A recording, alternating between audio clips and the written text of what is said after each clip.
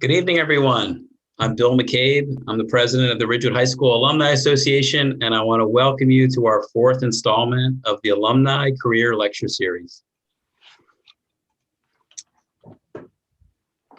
I'll be joined by Tim Monahan, our interviewer, and our guest speaker, John Elton. A little bit about me first. I'm a 1989 graduate of RHS. I am a salesperson for a company called Donnelly Financial Solutions, where I sell software related to deals and IPOs and things of that nature. I've lived back in Ridgewood for the last 17 years, and I'm the parent of 3 future RHS grads. Tim Monahan, who many of you probably know, is a 1997 graduate of RHS. He's also one of the trustees on the Ridgewood High School Alumni Association board. He is an economics teacher and wears many hats at RHS. He was proudly the 2020 Teacher of the Year, and he's also a parent of a future RHS grad. And our guest speaker is Mr. John Elton. John graduated RHS in 1991. You may recognize him from TV, where he's made many appearances on CNBC, Fox News, and other outlets as a venture capitalist for the well-regarded firm Graycroft Partners. And we're delighted to have you all here and have our guest speaker, John, join us. Thanks for having me. So I will just tell you a little bit before we get into our program about the Ridgewood High School Alumni Association. The association was the idea of Dr. Tom Gorman. Dr. Gorman back then was the principal of RHS. He recently, as you might know, was named the superintendent of schools. Dr. Gorman is also a Ridgewood High School 87 grad.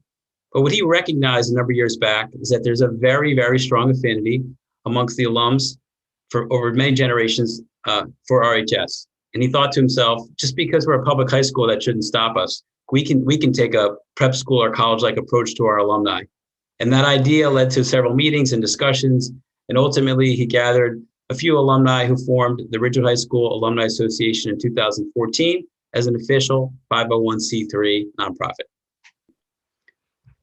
A couple of the accomplishments of the Ridgewood High School Alumni Association to give you some context. We launched and host a reunion weekend, and that'll be coming up in October 8th through the 10th of 2021. Anyone that has a class ending in 1 and 6 that's celebrating a milestone reunion, and anyone who got skipped last year having a reunion that ends in a 0 or a 5 is welcome to join this reunion weekend. It's much like a college weekend where there are multiple events. So on Friday night, there's a football game, and there'll be some festivities in downtown.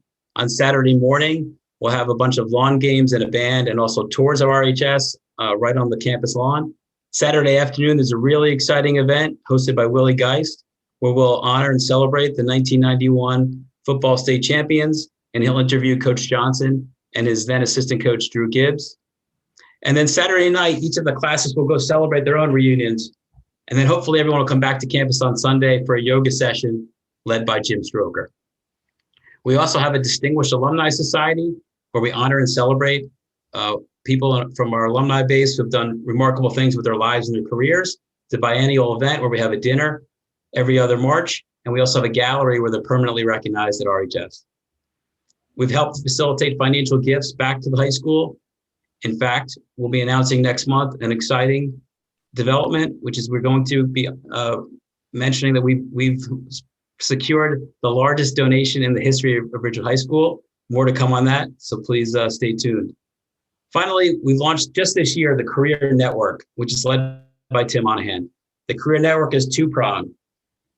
The first prong is the externship program, better known as RACS, and I'll leave that to Tim to describe the details on RACS. And then the second prong is the Alumni Career Lecture Series. As I mentioned, today is our fourth installment. We've had people from the business world, the advertising and digital media world, the medical world, and tonight we're joined by John Elton. We'll talk about his career in venture capital. And who better to lead that discussion than Tim Monahan, my friend, fellow Orchard graduate, and again, the 2020 RHS Teacher of the Year. I'll turn it over to you, Tim. Thanks so much, Bill. You know, Orchard graduate, I'm not sure they handed out diplomas back then. So that's one thing I'll have to, maybe that's the next fundraiser for the Alumni Association. We can make you one, Tim. We're going to have a startup do that. Thanks, everybody. I wanted to just really briefly talk about the RACS program and give folks just an update about what's going on. So as you know, it's been a very difficult year for students in the Ridgewood community, particularly at the high school.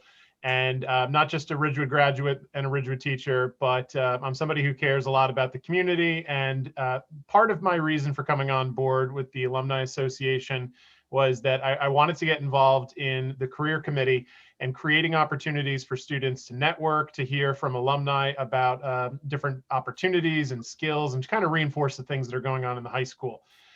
So what we thought was, hey, why don't we see if we can find 20, maybe 25 alumni who would be willing to participate in this program, which is going to be a virtual mentorship session. So small groups, maybe 3 or 4 students and 1 alumni who's going to hear about a day in the life of that career and maybe get some tips and pointers on networking, and basically just start to plot the possible trajectory of their careers. Now, when you consider all that's been sacrificed because the current seniors at the high school really lost a big chunk of their junior year, and their senior year has been, truncated in a lot of ways and hindered, the Alumni Association as a whole rallied and built the RHS program. So like I said, I was thinking maybe we would get about 20 or 25 alumni to participate in the program. What ended up happening is, because Ridgewood High School is such an incredible and generous community, we had over 100 alumni reach out and express interest in participating in the program. And we ended up being able to offer 65 different 1-hour mentorship sessions for not only RHS seniors. We've opened the door for a couple juniors to participate as well. And so the program, we're calling it RHS. It stands for the Ridgewood High School Alumni Externship Program. And what students can do is go to the Alumni Association website, and there's a tab that says RSVP in the top, and they can opt into the program and select their top 3 choices of the 65 sessions. And then they're able to, they're going to wait to hear from the association about which session that they're going to be participating in this May and June. So I just wanted to take a very brief moment to thank the folks that are on the screen right now. These are the 65 different Ridgewood High School alumni who are going to constitute the first group of RHS hosts this spring. So thank you to those folks. More importantly and more immediately, the other arm of the career committee are these webinars, and we're really excited about our guest tonight. As many of you know, I've been teaching economics courses at the high school for many years, and the DECA program and the finance program and the stock market program and the entrepreneurship courses that are offered at the high school really put Ridgewood at the forefront of the new demand for financial and economic education in the state of New Jersey. For those of you who don't know, the state now requires economic and financial literacy as a graduation requirement. So Ridgewood's been really at the forefront of this. We're so excited this evening to welcome probably the best and most expert guest speaker that I've ever had the chance to talk to as an econ teacher. John Elton is a 1991 graduate of Ridgewood High School. He's got a tremendous amount of experience. I've been enjoying being a fly on the wall and hearing all about his background and experiences for a long time now. And we are just so thrilled to have him as our guest this evening. John, thank you. And I wanted to start off by asking if you could tell us a little bit about what you do, what a venture capitalist is, and how life took you from Ridgewood High School to Graycroft. Yeah, absolutely. And thanks so much for having me. So first off, on what's venture capital, we partner with entrepreneurs who are trying to build big, enduring companies. And we do that by investing in their company. We invest money on behalf of endowments and high net worth individuals, and so take that money, invest it in promising startups, hopefully grow them into large companies, and if we do that, we'll do well as well. So that's venture. My kind of career path is, started out at a young age. My father's professor. He was a math and physics guy.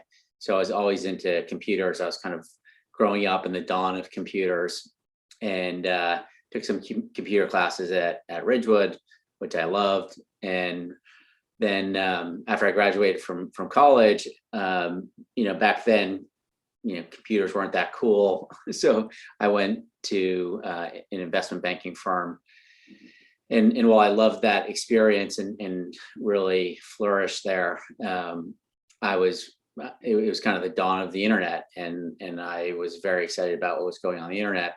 So I made a crazy decision, because the place I worked at was incredibly hard to get a job at and prestigious, and people made a lot of money there. But I left to go back to grad school and concurrently worked at a startup.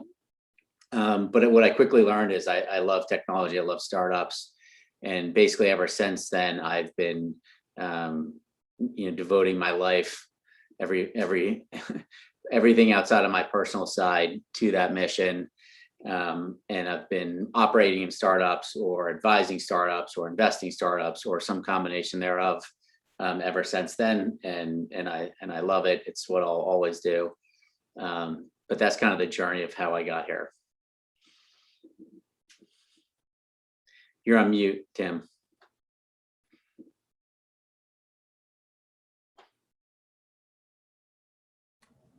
You're still muted, Tim. Sorry about that. No worries. Small technical difficulty. So I know you have a great We've all story done it. about how you determined and how you decided that you were going to go into the career that you did. Can you tell us a little bit more about how that happened and how that unfolded? Yeah, there was no decision moment. I think it evolved out of what I was good at. I was good at computer science. I was good at programming as a young age, and just into technology. I, cracked video games, and would just mess around with my dad's computers, and that was during my spare time. And then when I got my first job, I realized I was very proficient in various technology. And even though I was at a place with really high caliber people, I was better than them at a lot of the technology stuff. So it was an opportunity for me to shine. And then when, startups started happening and the internet really kicked off, I was like, hey, I've been on the internet for a while. This all sounds incredibly obvious today. But trust me, when I started in computer science at Ridgewood High School, it was like me and 5 other people in a class, and it wasn't super cool. So, I guess I just followed both what I was good at and what I was interested in, and lucky for me, it ended up being a big important thing in the world, and I've done well from it. But I think only in now looking back can I say oh, I decided to do this as a career. For me, it was a journey, and it's only looking back that I can draw the line from the dots. So, I think for younger people, that's an important lesson where, I remember in high school going to college, people saying hey, what's your major going to be? And I was sort of I don't know, what's a major? And the pressure to decide on that, and thinking oh, this is such a weighty, big decision.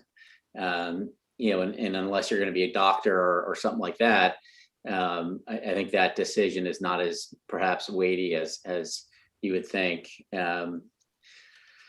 So, I would say allow yourself to develop as a human and evolve as a human, and what you end up doing and decisions you make will find themselves. That doesn't mean you shouldn't be goal oriented. If you're doing something, be aspirational, dream, chase that dream, be determined against it. But I would just be open and malleable around how you get there. And I just did a ton of stuff. So I played a bunch of different sports. I was involved with a bunch of activities. I did well in school, and had a lot of. So you mentioned lacrosse, but your sport, correct me if I'm wrong, was wrestling. Is that right, John? Yeah, I was captain of wrestling team my senior year. I only started wrestling as a freshman, really.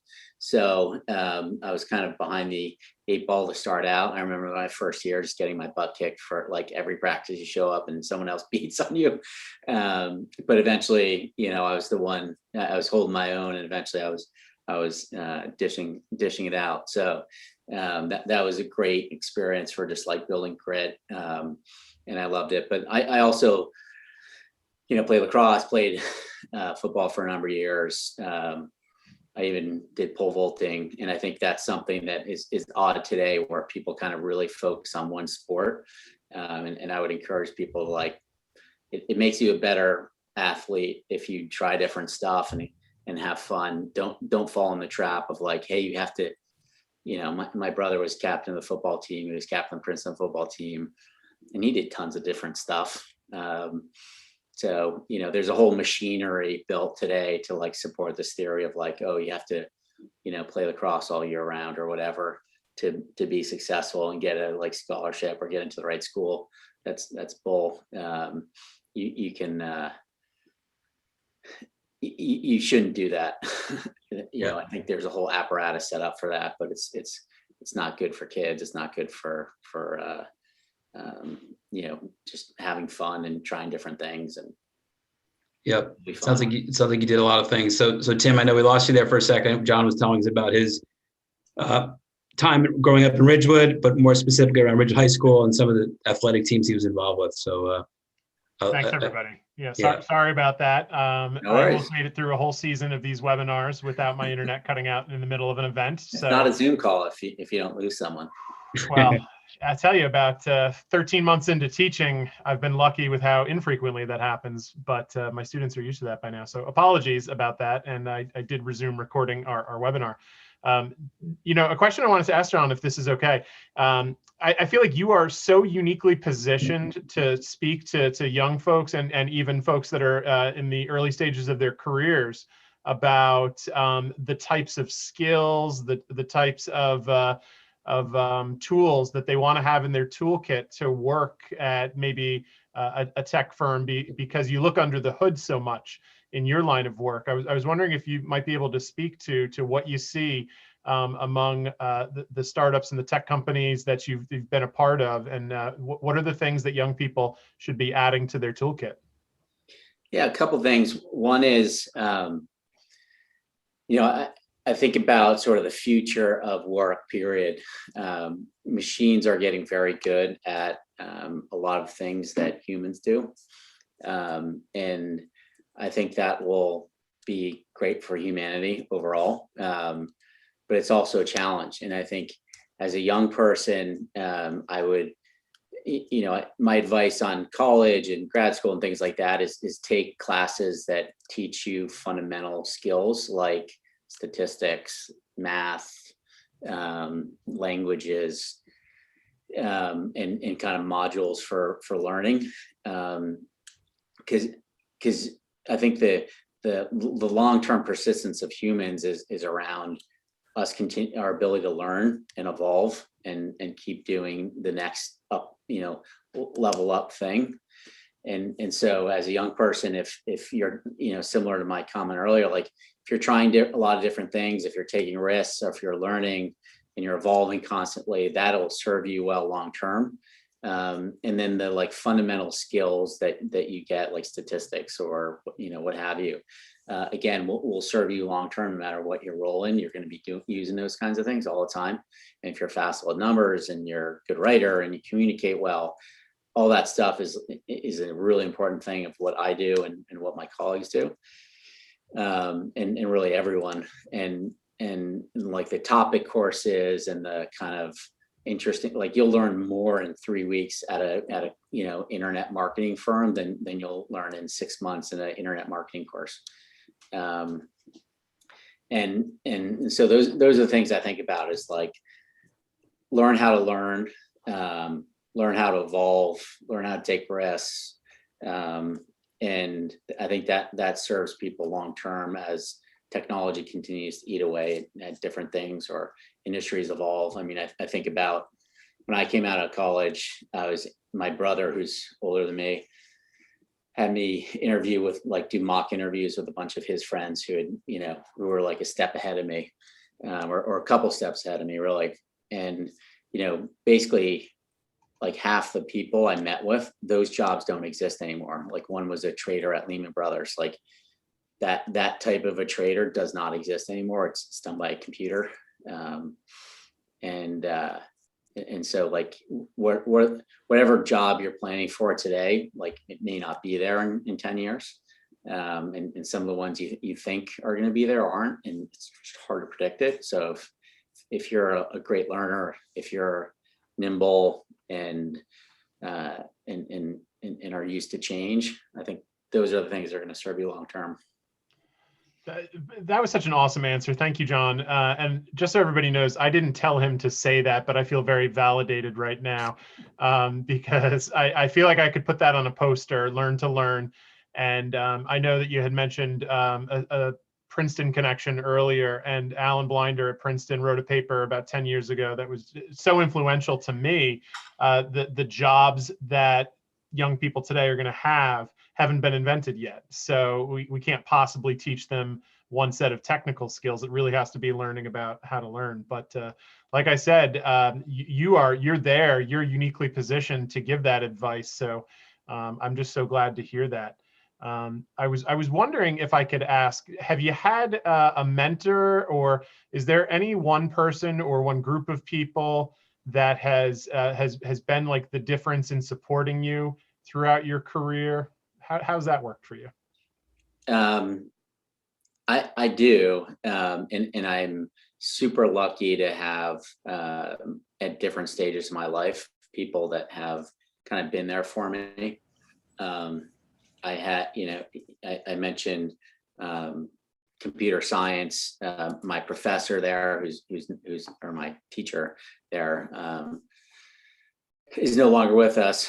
His daughter was my class, but Gombolanski, he was terrific. He was just like, I took a summer school class. I'd done crappy in honors geometry or something like that.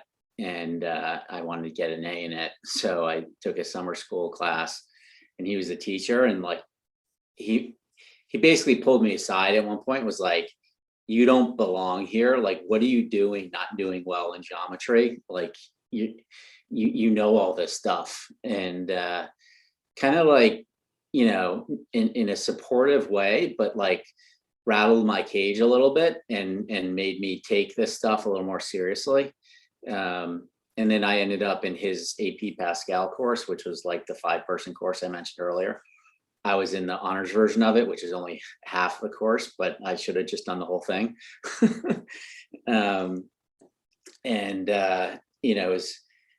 He was just like challenging. It was hard, but he was supportive. And I think he helped me like have the confidence to have, to be like, yes, I should be doing really well on this. I should be, he told me to take this course and try it. And I don't know if I think deep down I knew I'd be good at it, but like I was, it was like an AP course with a bunch of seniors, and I think I was a sophomore or whatever. And and it was all like the really bright geeky kids. And he helped give me the confidence to do that.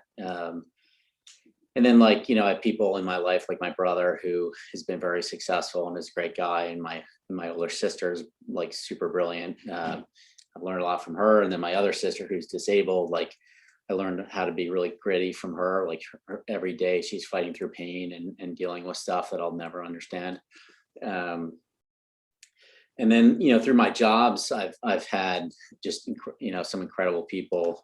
Bill was mentioning he interviewed at my old firm, and the two founders there, John Suler and John Veronis, like as a young person, again, that like had no business being in meetings with these people, just like as I proved my mettle, gave me a tremendous amount of responsibility as a young person.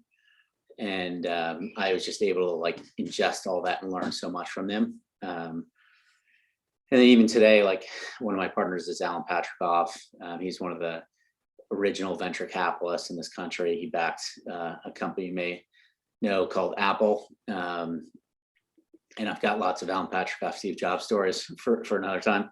But like, you know, he's just a very open, honest guy who, again, is like hard, challenges me, but is also like incredibly supportive and gracious. And like, you know, he'll introduce me to incredibly interesting people who, you know, are friends of his that have helped me help my portfolio companies, entrepreneurs I work with. And so like I've learned from him to be like transparent, helpful, humble, those kinds of things. And so, you know, I'm so lucky about how all these different people have helped me and influenced me over the years. That's awesome. Thank you. And I'd encourage people to like look out for those people and like, you know, get those types of people in your life. Like Francine Summer, I interned for her, you know, one summer in grad school, and she was starting this venture fund. And like, again, like I knew nothing about venture capital, and she sort of like took me under her wing and like just taught me about it. And we're still friends today. And, you know, and I sought her out. I, you know, made my case for her working with me. And in turn, she, you know, me doing a lot of grunt work and all this, she was able to impart great wisdom on me. So we had some really great audience questions are showing up, and I even got a couple of them in advance. I wanted to kind of pivot towards, you know, you said you received mentorship in venture capital at that point in your life. I was wondering if you could tell us a little bit about what your strategy for investing is. Sure. So we have we spend a lot of time on this. So first and foremost, I think for me, the kind of intellectual exercise is predicting the future. And I think Bill Gates is kind of the most brilliant person about predicting the future. Basically everything that's happened, he's predicted. Like you can go back to interviews he's done in like the mid 90s and like, you're like, oh my God, he predicted everything. He predicted COVID. Yeah, exactly. So, but he has this mental exercise where he's like, hey, if I'm like driving in a car in the future and I want to listen to music, like what's the best experience you have? And like, what are all the enabling technologies that allow you to do that? And then like, how do you go and build that from what we have today? And how do we get there? So like when I'm meeting with founders and they're describing something, one of the questions I ask myself is this the future? And if, you know, often you'll meet with someone and you're like, oh my God, this is, you know, this person has figured out the future. It's like, now that they told me, it's so obvious that yes, this is going to be the way it works in the future. So that's a really important thing for me. And then secondly, the other, and obviously that has to be a really, maybe it's not obvious, but for venture capital work, it has to be a huge thing. It can't just be, you know, it has to really be a big company for venture capital work. It's a, what we call power law. So basically all the returns in venture capital ever are from these like Ubers of the world, Facebook, Googles. So if you're not part of those, it's really tough in venture. But I think the other piece that's incredibly important is just the people, right? If it works out well, you're like, hey, we invested in these incredible people and they invented the future. And it was like, it was hard, it was difficult, but we picked a great team. And then when it doesn't work, you're like, geez, you know, oftentimes it's you know, the people you pick weren't the right people for whatever reason. And obviously sometimes the market doesn't unfold the way you want and there's dead ends and difficulties. But those are the like two pillars in my view of venture capital, of just like picking the market and is that and what they're doing is that the future in this market, and then the team you're investing in. And do you invest in all stages of a company's evolution? We do. So we do what's called seed, which is, often, two women in a garage, trying to figure out the world, or we also invest in companies that are, more mature and have, maybe public in the near future. So we invest from seed to growth is what we would say. So I have a question from the audience. This is coming from Veronica. What is a unexpectedly effective way to get deal flow? And how about a unexpectedly effective way to select companies? So an unexpected way of getting deal flow? Yes. So, John, what's a typical way to get deal flow first, I guess? I would say the most active ways that we get deal flow are through either entrepreneurs who know us and we've worked with, or like their team members of portfolio companies, and then also sort of angels and seed funds that are very early and share stuff with us. If you look at like how many of the investments we've ever made, that a preponderance of them will come through those two sources. And then we also have we'll reach out to companies all the time and get get in front of them proactively. And then we also have like machine learning approach to finding interesting companies. There, every company spews out data, so we want to find those fast growth companies, and we have some tools to find them.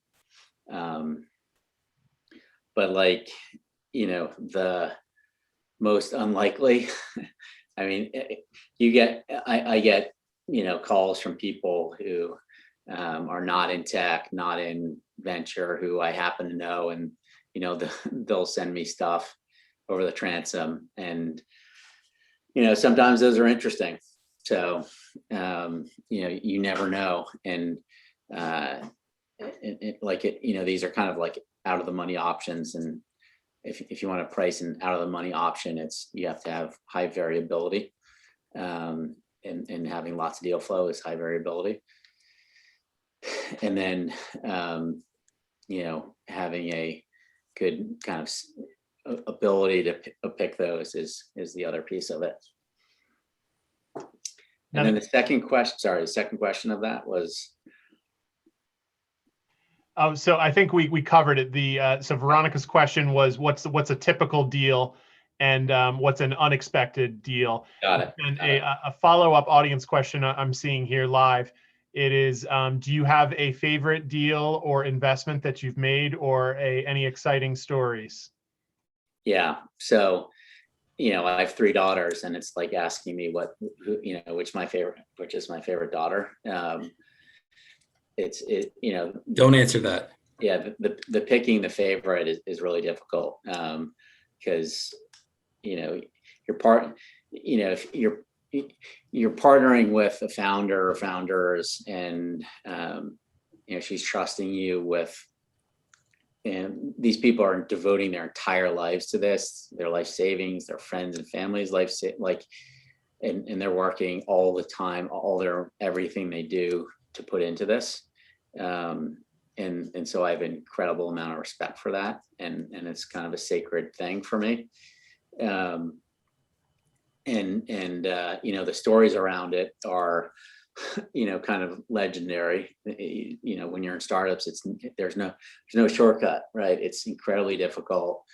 You're building something out of nothing, and there's just constant, just interesting stuff happening. COVID was a really challenging time. And my advice to the founders early on was, we have some benefits in that, like, we have global reach, and we're connected to really smart people around the world. And so like relatively early on in COVID, I had heard from friends in Asia, like, hey, this is very serious, and it's going to come here, and it's going to be really serious. So, my advice early on to founders was like, hey, this is going to be really bad, and take it really seriously. And basically for a lot of our companies, it's actually the opposite, because we invest in things like e-commerce companies and software companies that allow you to work remotely or be more efficient remotely, or get work done with with machines versus humans. And so for a lot of our companies, that it was a very positive event. Obviously there's a human toll, which is very serious and affected us all, but just from like how our companies perform, we were very well situated by and large.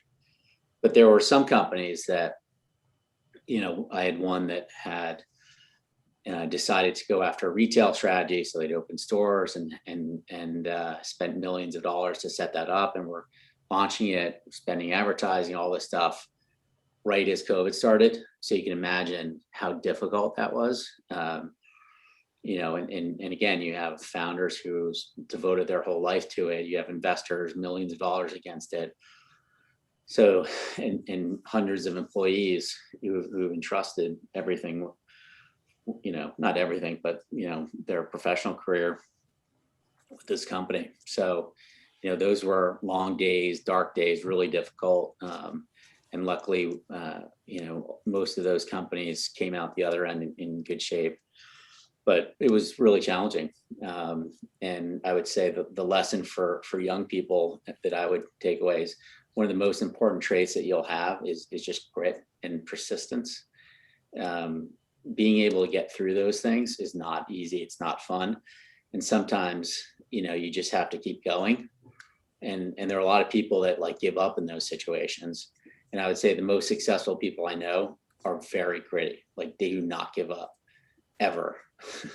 And like I was interviewing two very successful entrepreneurs, and I kind of asked them the same question, and their answer was like, there was a challenge back then. It was the financial crisis, and they both had really tough times with it.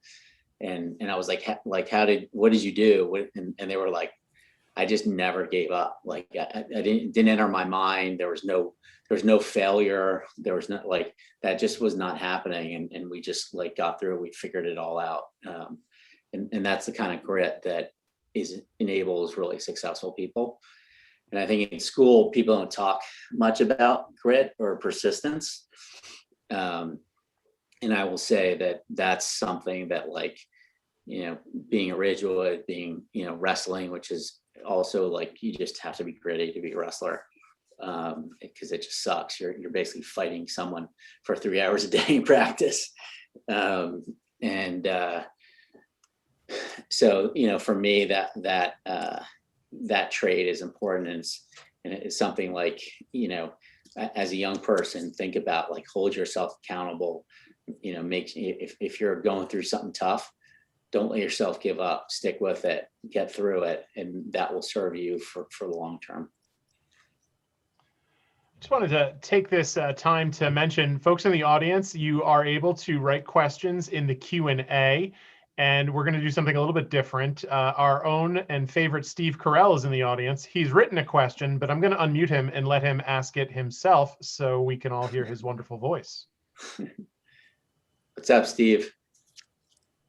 Hey, John, thanks for doing this. Great insights. Yeah. So, question for you. What's the hardest part of your job as a venture capitalist? Is it raising money from investors or putting it to work and finding deals to invest in? Yeah. And then sort of a follow-up, which do you like doing better, or what are you better at? Yeah. It's funny. So David Stern, who some of you may know, he was the commissioner of the NBA, was a advisor to Greg Croft and very good friend of ours. and he would sit in our Monday meetings. And this is a guy that like basically made the NBA. He's just a legend. You know, so you know, the NBA when he started was this crappy league. You know, it was like on the verge of bankruptcy. They had to combine two leagues. It was dicey, and you know, so he built it in this global franchise that, you know, and the owners made billions, and the players have made, you know, similar and all that. So, and after being with us for a couple months, he kind of whispered in my ear one time, because we had this like early stage company. It was a couple people in the room, and, you know, they were talking about some, you know, crazy idea. And he sort of whispered in my ear, he's like, I'm pretty sure you guys have picked the hardest thing to do in business. And I would say like that, being able to find, like, pick and win and invest in great companies that are going to be really big, important companies is incredibly difficult. I have friends who are, you know, incredibly brilliant people who have become incredibly successful, incredibly brilliant, who become venture capitalists and have been, you know, not been successful. And so I think, you know, being able to not only find those companies, pick them, get in them, and then help them grow and become big companies is just incredibly difficult. Most, you know, in venture, like 30% of your companies are going to fail. So you're constantly dealing with failure, you know, and that's incredibly difficult. It's not something like, oh, that company didn't work, no worries about it. You know, like you literally have a founder, you know, very upset. You'll have to lay off people. It's incredibly difficult. So that's the toughest part of a venture is having great investments that deliver great returns. If you can do that, the global money machine will find you and invest in you. Not that raising capital is not, especially the first couple funds. You know, I wasn't at Craycroft for the first couple funds, but, you know, Alan Patchkoff, who again has been incredibly successful, wrote a post about it. And he talked about how they met with something like 400 investors. And, you know, it was just super difficult to raise the second fund. So, you know, I'm very lucky that I have partners that have done, you know, built incredible investor relations, and we have this incredible investor base, and we take that incredibly seriously. And we're so lucky to have them. But, you know, it's based on building great companies that drive great returns, which is incredibly difficult.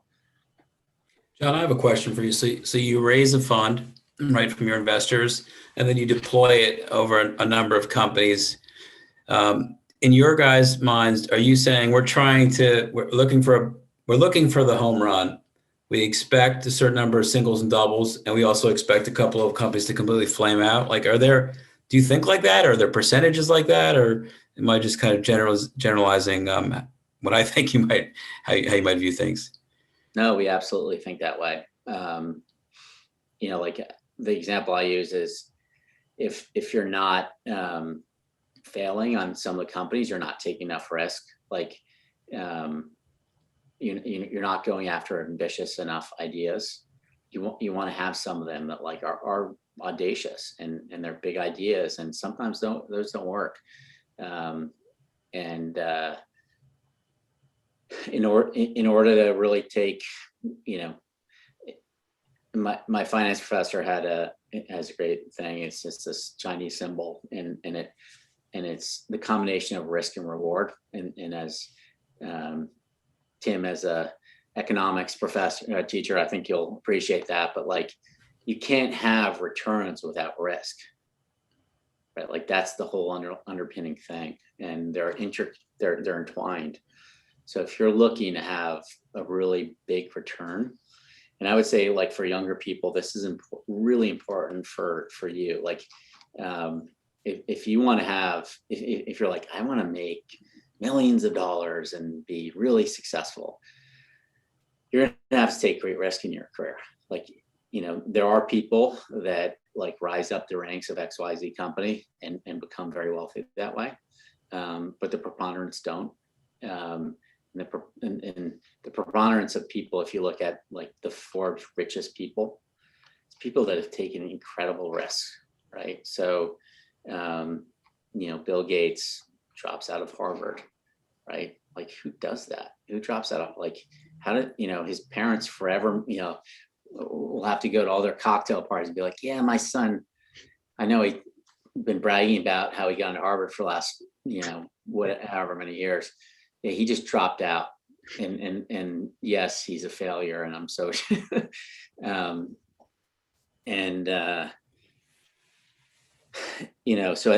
Jeff Bezos, he left DHSA, which, similar firm I left, like the people who work, partners there make professional baseball money. So he left a place where he was doing really well, where the founder told him, like, don't do it. And to start a online bookstore when the internet only reached like 5% of the US. It's just crazy. And I think for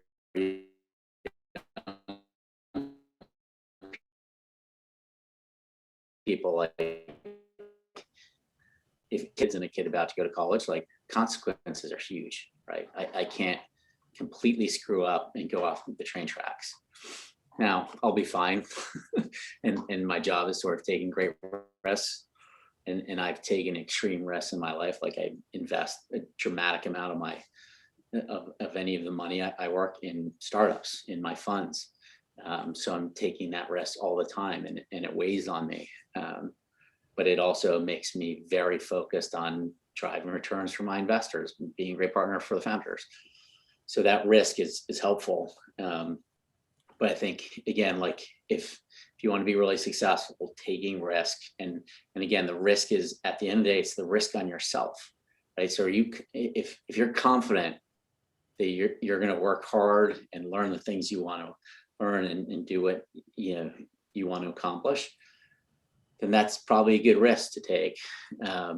If you're like, I don't know, then maybe you shouldn't take that risk. But, like, the little voice in your head is 80% negative. And I'd say, like, that's just human nature. So learn to listen to the positive, learn to believe in yourself, take those risks. I think that's really true today, as people say, like, oh, you should go work at, a big company because it's safer. The reality is it's not, right? Like, the concept of lifelong employment at GE, like, that hasn't been true for decades. And, all my friends, even some who are very senior at, like, top investment banks, they've all been laid off. They've all had, some of their big banks have gone belly up, right? And so, like, some of the risks that you think you're taking aren't as big a risk as you might expect. I mean, there are some things, like, hey, if you like when I left Ronis to go to a startup, like, that, it would have been very, I don't know, maybe they would have talked to me because I'm so friends with them, but, like, me to jump back into that firm, like, 2 or 3 years later, if, like, I failed in the startup, that wouldn't have been in the cards. Or, like, what am I going to do? Come back as, an analyst? The analyst program's over. So, there are consequences, but I would just, like, again, like, taking those risks is how you get the returns you want. And it's not just financial returns. It's like the promotion, the, interesting career that you want. It's gonna require you to take risks with yourself. We have another question from a familiar name and face, Mr. Rob Norton. Rob, are you able to unmute yourself to ask your question? I think I am. Can you guys hear me? Yes. Great. Thanks. Hey, John, thanks for doing this. This is actually, it's a question from my wife who's listening, and we're both a little curious. At what point? I was hoping we get another female question. So. Okay. All right. Great. At what point do you guys know it's time to sort of cut and run after you've made an investment in a company or a group or an idea? At what point do you say, you know what, we're throwing good money after bad money? What are the key kind of indicators? So we never cut and run. there's nowhere for us to go. Like, we've built a great brand. We're not going anywhere. And even for companies that don't work out, like, that's on my track record. And, like, sometimes I'll meet a founder and trying to sell them, and they'll know that I was in this company that didn't work out. And I'll introduce them to the founder and be like, go talk to that person. His company did not work out, who I failed and didn't work. Like, you should know how I acted in that situation, and whether I supported them no matter what. But that is another one of these situations that is incredibly difficult.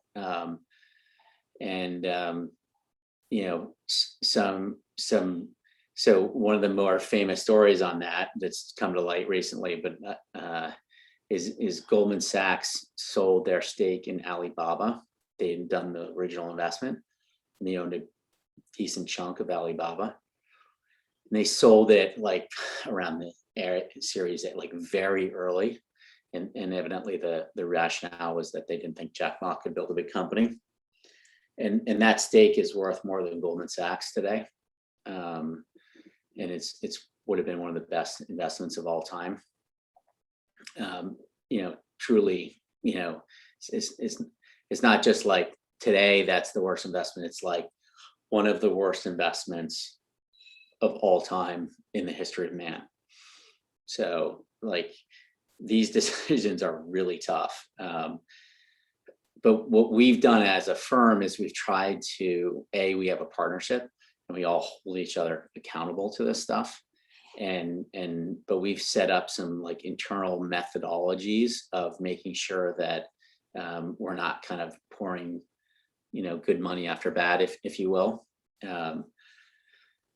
Because what happens is, as the more you have, and this isn't unique to venture, the more you put in, you're like, it's such an important investment. If it doesn't work out, like, this is a serious issue for our fund.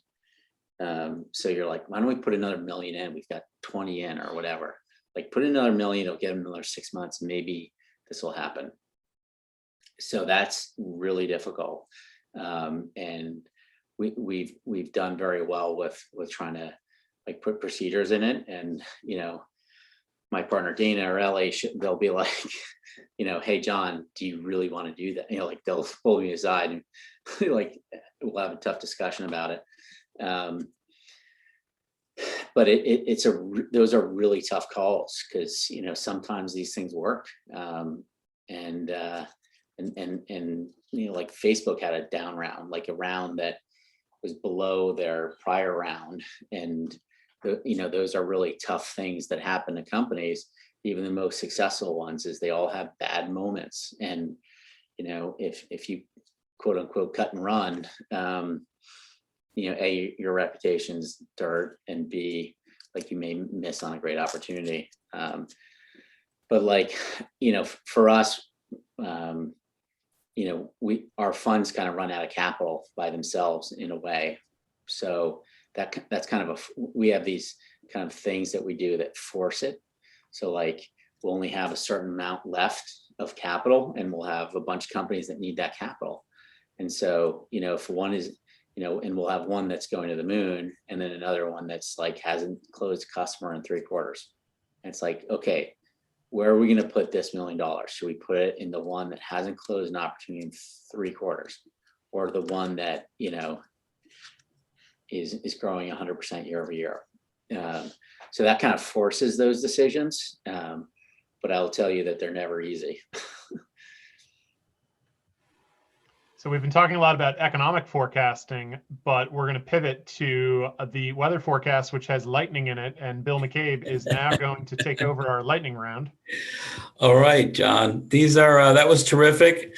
But I've got some questions for you now, and these are some pretty hard questions. So I just want to make sure you're in the right frame of mind and you're ready. These are rapid fire questions that specific to Ridgewood, but you just let me know when you're ready. Yes. Okay. Okay, here we go. So I ask the question, right? And you just immediately tell me what you think. 1 word or 2 words or 3 words, whatever the case may be. Here we go. Okay, favorite place to get ice cream growing up in Ridgewood? Van Dyke's. Best Ridgewood tradition? the Memorial Day race / fire, or I'm sorry, 4th of July fireworks is what I would say. Tell me something only a kid from Somerville would understand. Oh, geez. There's good fishing in the duck pond. Favorite teacher of yours before you got to RHS?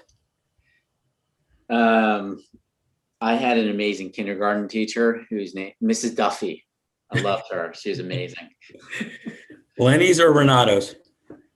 Renato's. I lived on South Irving. Come on. Yeah, that was a good East Sider answer. If I asked you in RHS what you'd be doing now, what would you tell me? Or what would you have said back then? Oh, good. I do think even early technology was something that would have come up. Best place in Ridgewood when you want to be alone with your thoughts? So I live on sort of the right of way by the high school, so for me, that was an area where I could go for a run and just kind of think. And even today, if I go back to my parents' house, I'll often do that. Yeah, it's like a nice little hidden area. RHS achievement that you're most proud of? Most proud of. Or how about this? RHS achievement you're least proud of? No, most proud of. Most proud of. I think I think for me, like being captain of a couple of teams was great for me. Like it was a recognition from my peers that I deserve that, and I took it very seriously. And so I'm very proud of that. Where did the Elton family set up their chairs for 4th of July?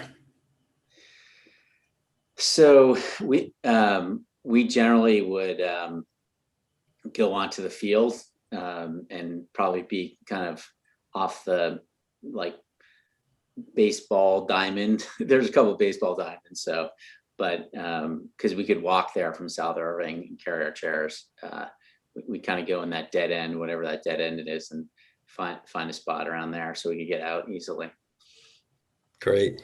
Okay, last question. Most iconic building in Ridgewood? Tim Tim and I have subtle hints behind us, but it's definitely Ridgewood High School. I'm trying to think if there's anything even close to it. Perfect. All right, John. Well, you definitely passed the lightning round. Okay, so I want to thank John very much. It was great to have you. It's been fun to watch your career from afar on media and other things. So it was really nice to interview you and hear also from you directly about your experience growing up in Ridgewood. Before we kind of wrap, I just want a couple little commercials about Ridgewood High School Alumni Association. We have an apparel store for those of you that might be interested in some Ridgewood High School alumni apparel. You'll see our URL there at the bottom. We also have a bricks initiative in which people can buy commemorative bricks in either of these two sizes, and they get installed on the campus. It's a fundraiser for our organization, and it's a way to memorialize yourself or your siblings or parents or family members or a favorite teacher or coach or something like that. So that's the URL for that. And then finally, anyone that would like to make a donation to Ridgewood High School, we are a 501c3 nonprofit. We always welcome that. And that's available on our site as well. Well, Bill and Tim, thanks so much for having me. Yeah, I really wanted to thank you so much, John. And I know a large number of our fans are going to be watching the video recording of this because I did have some technical issues. So if you're watching this video, I would just like to take a moment to apologize. My internet cut out in the middle, and there was a little bit of a glitch with one of our Zoom links, and I'm really sorry about that, but we're going to work on fixing that. So on that note, thank you again. Welcome to remote. Yeah, that's surprisingly infrequent that we have those technical issues. But thank you again, John, so much for being here. This was an incredible, informative session. I think my students are going to be watching this in class tomorrow. And Mr. McCabe, do you have any closing thoughts or comments? No, just to second what Tim said, John, we really appreciate all your time, and thanks for being so generous with it and your thoughts, and we really appreciate it. Yeah, no, thanks so much for having me. Again, so many people have helped me out and RHS was such a great place. So I'm glad I could take a trip down memory lane and answer some questions. So thanks for having me. Well, we're glad to. So thanks so much. And thanks everybody for joining us.